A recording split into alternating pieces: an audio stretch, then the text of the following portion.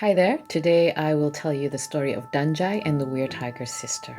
Come join me.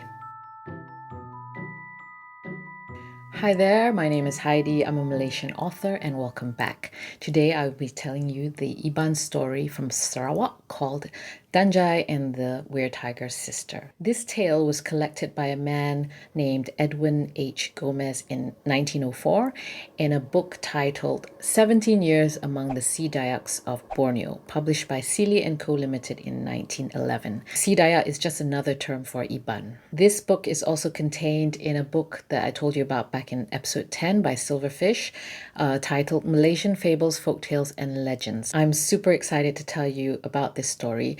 I have to warn you, it's a bit of a long story, but it is so fascinating that I'm going to tell you all of it, okay? So sit back, relax, chill while I tell you the story of Danjai and the WERETIGE'Rs sister. Once upon a time, there was a great Iban chief called Danjai. He was the wealthiest, the most powerful, and strongest chief in the whole of the land. Now, Danjai had just married a beautiful maiden. He was very happy. However, they had not had their wedding feast yet, because before you have a wedding feast, you have to show a token of your love by bringing your bride ahead, which is a cultural aspect of the Iban society. Danjai decided to go on a warpath. He got his men together to build some war boats.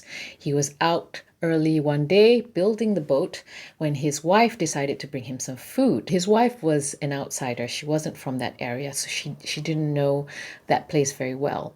But she could hear the sound of Danjai's axe as he was working, and she was confident that she could find him in the jungle. She was on her way when she saw, lying on a stump of a tree, beautiful ripe Subu fruit, which was her favorite fruit. She immediately plucked one of the fruits, opened it and popped it in her mouth, and it was the most delicious thing ever. So she decided to take the fruit to Danjai.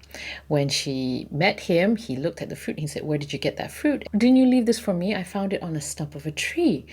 Danjai suddenly turned pale and he looked frightened, and this surprised his wife because Danjai was the bravest person that she knew. He said to her, "Did you eat the fruit?" And she said, "Yes." And then he almost fell down, and his wife said, "What's wrong? What's wrong?" And she said, "This fruit belongs to the WERETIGER who lives here. He's always leaving fruit and other food on tree stumps, on rocks for people to take it." And then she got frightened, so she asked Danjai, "What happens if you take the fruit?" Danjai said, "If you take the fruit, the WERETIGER will come and kill you. He will take your head. Come, wife, we must return home. We must hide you before he comes." So they ran home, and he ordered all his men to gather their weapons. He hid his wife under the floorboards. He told his men to guard the place, and they waited. That night, the WERETIGER came. Now, this was a very powerful WERETIGER. He could make himself invisible, so the men couldn't see him, but they could hear him walking, his paws walking through the bushes. The WERETIGER climbed a tree and jumped onto the roof. He came crashing into the Longhouse. There was mayhem as the men tried to stab the WERETIGER, but they couldn't see him. Suddenly, they could hear a piercing scream. Danjai opened the floorboards, and it was too late. His wife had been killed. Her head had been taken. He fell to the ground, distraught, but more than anything, he was angry. He wanted revenge. He wanted to avenge the death of his wife. So the very next day, he set out to hunt the WERETIGER. He walked out of the Longhouse and he could see a trail of blood which came from his wife's head. He followed this trail of blood into the jungle. It led up a hill to a cave. He saw that there was an opening at the other end of the cave, so he walked towards that end, and he looked out onto a mysterious land that was full of sugarcane. He saw that there were the drops of blood, the trail of blood, and he followed it down until he reached a Longhouse. He just walked up the stairs of the Longhouse, walked into the house.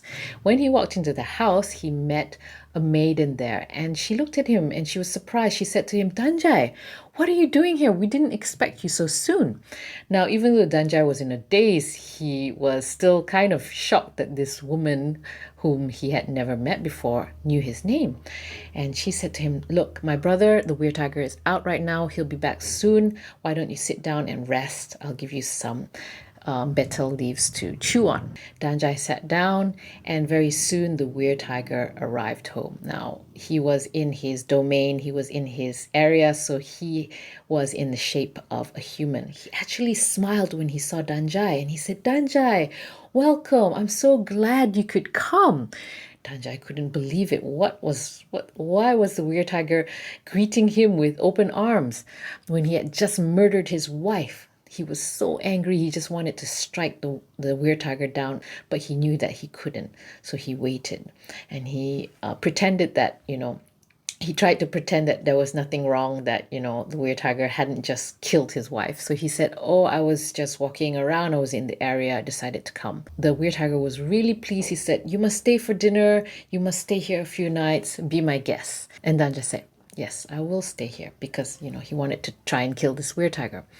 And then the WERETIGER said, "I have to go down to wash, stay for dinner. My sister will cook us a nice meal." So the WERETIGER left again.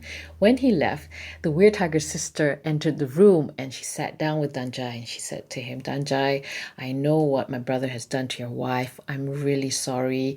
Actually, we all hate him. He's an evil, cruel person, and we want to get rid of him. So if you listen to me carefully, I will tell you how to kill my brother, the WERETIGER. And if you follow my instructions, you will be able to avenge the death of your wife."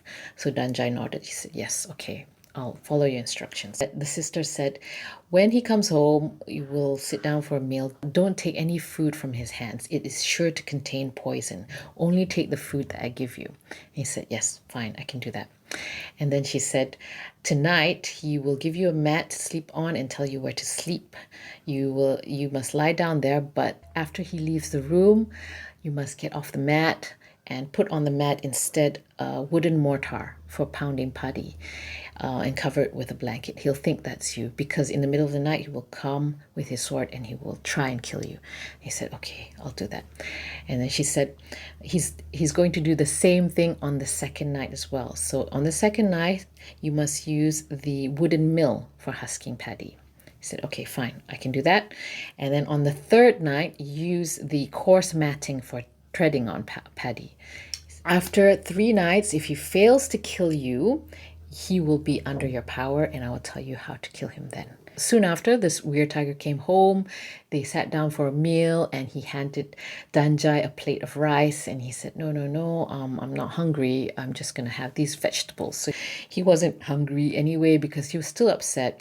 He looked around the house. He looked up in the rafters above the fireplace, and he saw his wife's head hanging over the fireplace. Danjai was so sad. He started tearing up, and the WERETIGER looked at him and smiled and said, "Danjai, why are you so upset? Did something happen?" He was teasing Danjai. Danjai was so angry, but he knew he had to bid his time. And Danjai said, "No, I'm not sad at all. The smoke is getting in my eyes, and I'm very tired." So the WERETIGER said, "Okay, if you're tired, let's retire for the night. Let's go to sleep." So the WERETIGER gave Danjai a mat. He placed it on the floor in the room. He said, "You sleep here, don't move, just sleep here. It's very comfortable." And then he left the room. As soon as the WERETIGER left the room, Danjai took the wooden mortar for pounding on paddy. He placed it on the mat, covered it with a blanket, and went to hide. In the middle of the night, the WERETIGER came back into the room. He held his sword. He went up to the place where Danjai was supposed to be sleeping, and he started slashing. But instead of slashing Danjai, he slashed the wooden mortar. Danjai called out, "Oh, what's happening? What's all this commotion?" Danjai asked. And the WERETIGER was surprised. He looked at Danjai and said, "Oh, Danjai, I'm so glad you're okay. I have this really bad habit of sleepwalking." He said, "I'm very sorry. I'm so glad I didn't hurt you. Thank goodness." And Danjai looked at him and so annoying. But he said, "Fine, it's okay. Don't worry. You are sleepwalking. I believe you." The second night, the same thing happened. The WERETIGER told him to sleep on the mat. When he left the room, Danjai put on the mat the wooden mill for husking paddy, and then he went to hide. The WERETIGER arrived in the middle of the night bearing a sword and started slashing at where Danjai was sleeping. And Danjai called out once more, "Oh, what's wrong? Is there something wrong?" And WERETIGER claimed that he was sleepwalking again. The third night, the same thing happened. This time, Danjai put the coarse matting used for treading paddy in his place. The weird tiger arrived in the middle of the night with his sword and started stabbing at Danjai, where Danjai was supposed to be sleeping. Danjai called out again, and once again the weird tiger apologized and told Danjai that he was glad that he hadn't hurt Danjai. The next morning, the weird tiger left the house and his sister approached Danjai. She said, "Congratulations, you have passed the test. You have survived 3 attempts on your life. Now the weird tiger is under your power. So this is what you do. You tell my brother you want to go home. Ask him to accompany you to the border. But before you reach the border, tell him that you want to try some of his delicious sugar cane. And when he gives you the sugar cane, tell my brother that your sword is too blunt and ask to borrow his sword, because the power of my brother is that he can only be killed by his own sword. As soon as you get the sword, you must kill him, take off his head, and bring it back to me. I'll be waiting for you here." So Danjai did as he was told. He said to the weird tiger, "I have to go home. Can you accompany me?" He said, "Of course." And they walked to the border. Before they reached the border, Danjai asked him for some sugar cane. The weird tiger obliged, got some sugar cane, and Danjai said, "Oh, my sword is a bit blunt. Can I borrow your sword?" And without thinking, the weird tiger gave Danjai his sword. As soon as Danjai got the sword, he stabbed the weird tiger and beheaded him. Danjai took the weird tiger's head back to the Longhouse, gave it to his sister. The sister was actually waiting outside with Danjai's wife's head, and they exchanged heads. And she told him this. She said, "There are conditions. First of all, you must never tell anyone that you have killed a weird tiger. And next, as soon as you get home, you must go on the warpath, get a few heads and bring it back to me, and then you must marry me. And then this is very important. Listen carefully. You must tell your family, your friends, everyone in the Longhouse, all your descendants, that if they ever find any fruit or food or things that don't belong to them out in the wild, they must never ever take things that don't belong to them. This must always be remembered."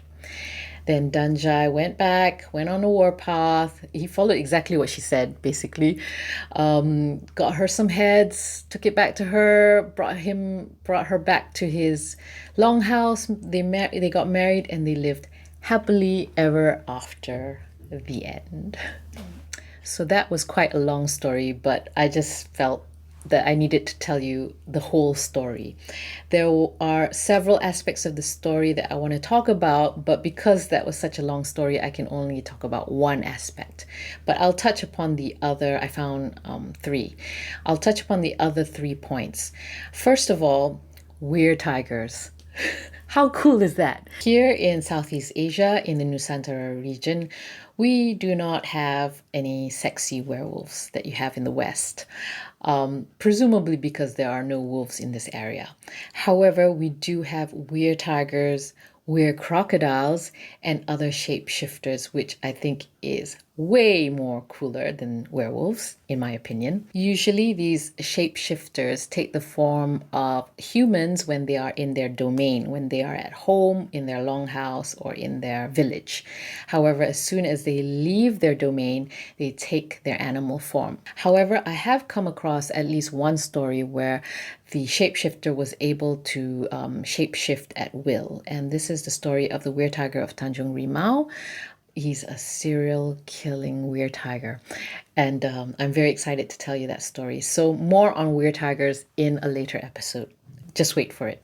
The second thing I wanted to tell you about was the way in which this tale was collected. This tale was collected by a missionary called Edwin H. Gomez in the early 1900s. Back then, there were many Western anthropologists such as Walter Skeets. They were going around documenting and collecting and studying the culture of the colonies. That's us.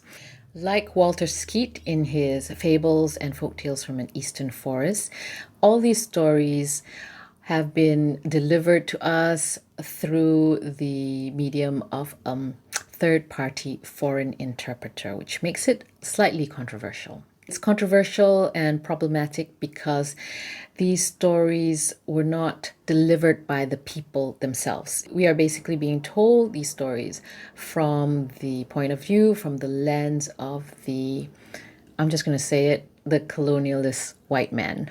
So when dealing with these types of collected folk tales, collected stories, we have to be aware and we have to be a little bit more careful in interpreting these stories. Of course, we are grateful that someone has bothered to collect and document these stories back in the 19th and 20th century.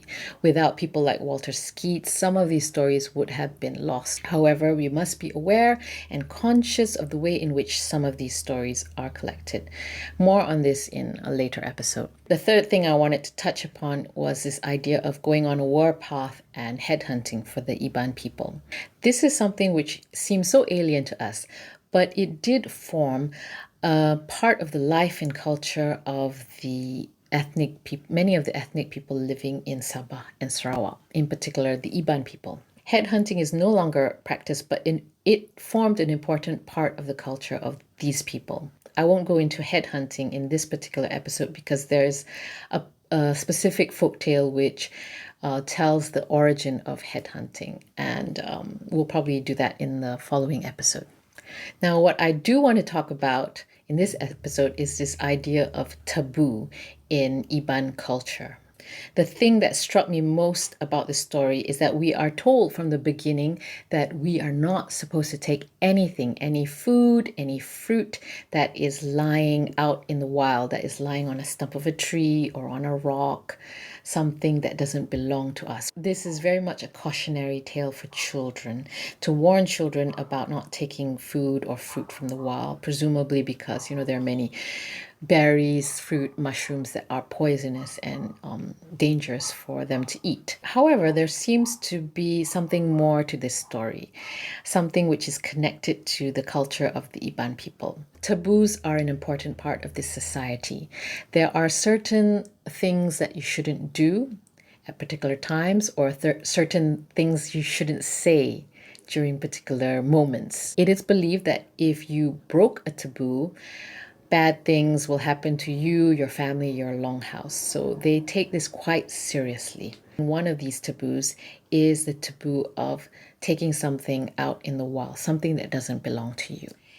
In the last episode on Timun Mas, I'll put a link below, I talked about how folktales or certain aspects of folktales can be adapted in stories in order to make it relevant to our lives today. This taboo of simply not taking things out in the wild was used in a chilling short story by Iban writer Golda Mowe in this anthology, The Principal Girl, Feminist Tales from Asia. This is a great book if you want to read stories which draw on Asian folklore. I'll put a link on how to get this book down below. In Golda's story called Under the Bridge, a city girl goes back to the village for her holidays, balik kampung basically, and she stands out because, she was born and bred in the city.